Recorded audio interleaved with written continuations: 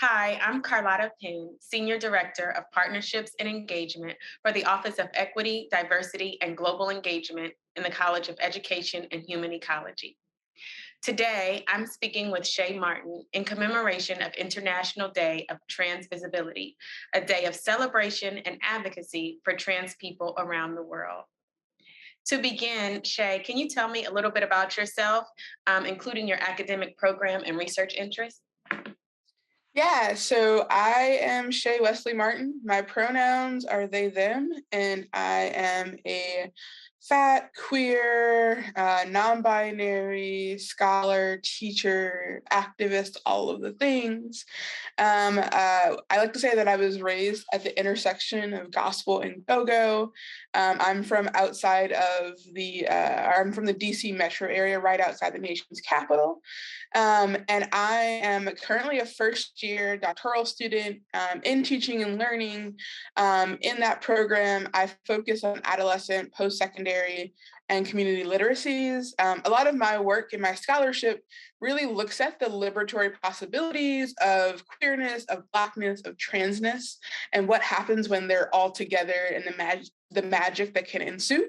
I am also a consultant and a writer, and I really do a lot of work that seeks to partner with teachers, with administrators, and students around the country, around the world, thinking about how we can reimagine literacy pedagogy and learning in classrooms and outside of classrooms.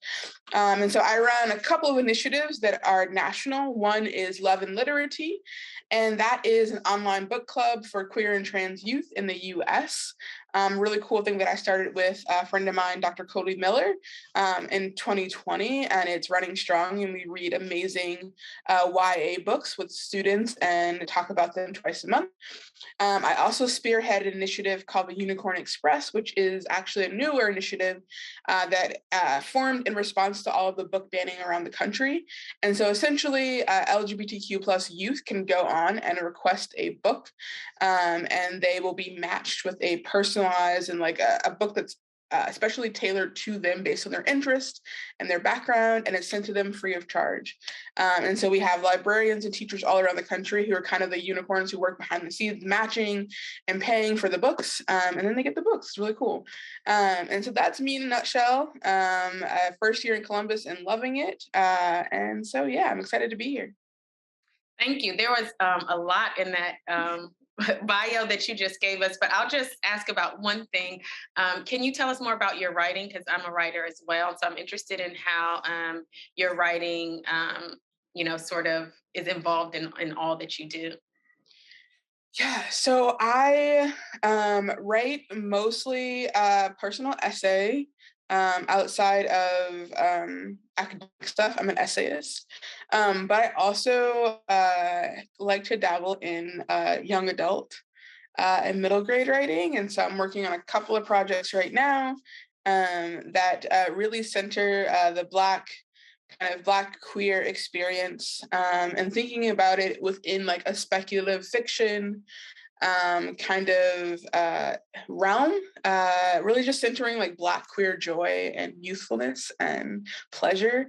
Because I feel like there's so many books out in the world right now where it's a lot of like trauma heavy, and there's so much more to Blackness, to queerness, to transness than trauma. And so the projects I like to work on are really kind of exploring that. And yeah, I really enjoy writing. I see it as a way to express myself. And growing up, I loved to read, and kind of reading is where I found kind of a refuge to be able to escape in books. And just I remember I would read at like the kitchen table. My mom would be like, "Put that book away," right? I read before bed. I read like on the bus, and so I just really enjoy reading and writing, and that's kind of reflected not only in what I do as a writer, but also in my work as a student at Ohio State. Yeah. Thank you. I can really relate to that sense of like urgency and need around joy and Yeah. just the acknowledgement that the trauma, trauma filled media and books are really kind of popular. And so I appreciate your interest in writing away from that.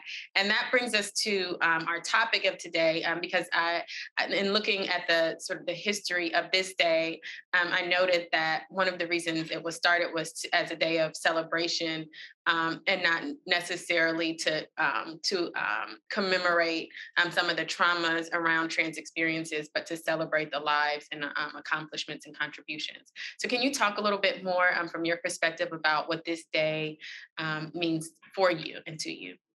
Yeah, I think when I think about transness and trans visibility, it is for to me like so incredibly beautiful and freeing, right, and liberating.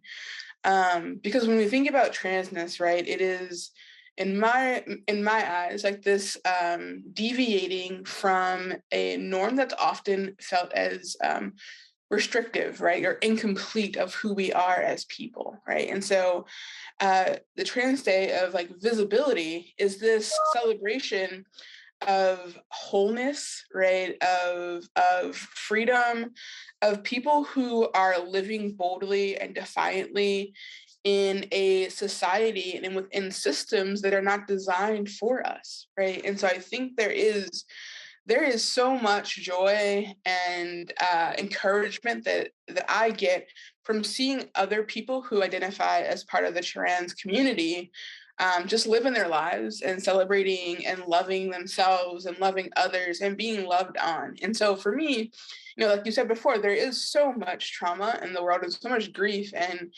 bias and bigotry that I feel like this day is really just about celebrating our existence and our defiant existence in a world that often refuses to acknowledge that.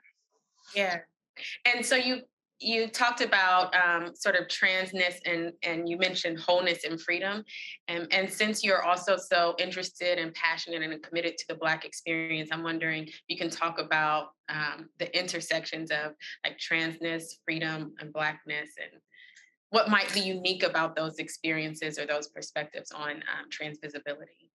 Yeah, like I did an interview a couple of weeks ago with a co-interview with professor at University of Oklahoma, Dr. Shamari Reed, and someone asked him like, "What makes Black, trans, and queer folks so special?" Right, and his response was like, "Our swag, right? Our magic, right? Just like the brilliance and excellence that exists, right?" And I think, right, in this society, there's a lot of heaviness that comes along with being Black in the US context, right? Being Black in a Western context. And I think that there is equally a lot of heaviness that comes with being trans in this context. And combined, right, like it is quite the mountain to overcome, to self-acceptance, to self-love. What I see really interesting, right, is in the Black trans experience is a resilience, right, a power that I have only seen, right, in a lot of trans people of color who, like, they're, just lineage of like musicality, right, a lineage of storytelling, a lineage of just a way in which we are able to connect and create webs of support, right? Webs of like chosen families, right? Being able to just celebrate and find those moments of celebration and like hold on to them tightly. And that is what helps us get through the day, right? And so I always say that some of the most holiest moments I've ever had as a person have been at drag brunch, right? Or at brunch on Sunday morning, which is, I grew up in the church. And so quite just flipping the location, but still feeling very sacred and very holy and very loving. And so, yeah, like I just think there are so many connections. I think the Black experience is a trans one. I think the trans experience is a Black one, right? And don't often think of them separate because of who I am and how they collide within me and within other people that I know who are Black and trans. What are some meaningful ways that schools and universities can commemorate and celebrate the visibility of the trans community beyond just the acknowledgement or the awareness day? Yeah, I think that I'm always going to say, funding projects that, I think, we work in higher education and money talks. And so like funding projects where we are really unpacking and exploring gender and transness. Right now, there are so many bills that are around the country that are trying to make trans youthfulness be outlawed, right? Or be hard to access care or sport or books that kids need to read and want to read. And so I think a lot of it is doing the everyday work of learning about people who are existing in our own communities, right? Who are the trans folks in your classrooms? Who are the trans folks in your offices, in your neighborhood, right? How are you celebrating them every single day, right? And supporting them and speaking out and asking, how can I support an initiative or how can I show up in this space in a way that honors the existence of trans folks and their organizing and also lends a voice and lends a helping hand as a cisgender person. I think also a lot of people think that, all that's needed is to celebrate, right? To acknowledge without doing some of the unlearning that is harmful in our day-to-day lives, right? And so I think a lot of what I have seen is that people are really trying with pronouns, right, and trying to understand different pronouns. But I think it would be helpful if people focus less on getting the pronouns right and more on unpacking the gender lessons that we've learned throughout our lives that make us think that make us assign certain pronouns to certain bodies, right? And so it's one thing to get my pronouns right. It's another thing to do the work and unlearning and unpacking those binaries that we learn from a young age. And so those are some ways. I think the best way that we can celebrate each other is by acknowledging and fighting for each other every single day. And so it's a great to have a day to celebrate, but I'm also really interested in what people do every single day, how they're speaking out, what conversations they're having with their family, with their friends, when they are not trans folks in the room, when it is not a special day for trans folks, when a trans person, when you don't learn about a trans person dying, like every single day, like what are you doing? And I think those are some of the ways that people can show up every day. And so, to your point, is there anything more that you would like to share, especially about maybe promising work or groups or activities that you're seeing specific to EHE or OSU or the Columbus community? Yeah, any good work going on here? You talked about your national work, but I'm wondering if you can share any ways that folks might have an avenue to learn more or get involved or raise their own awareness on this ongoing basis, um, or become and join and be a part of communities. Yeah, I think, there are some just amazing scholars who are doing great within EHE. And also within the Black Columbus queer and trans community. Every fall there is, I believe it's called Black Queer Intersectional Pride, maybe. Mhm. That's in the fall. They have a planning committee that the BQIC Collective, I believe.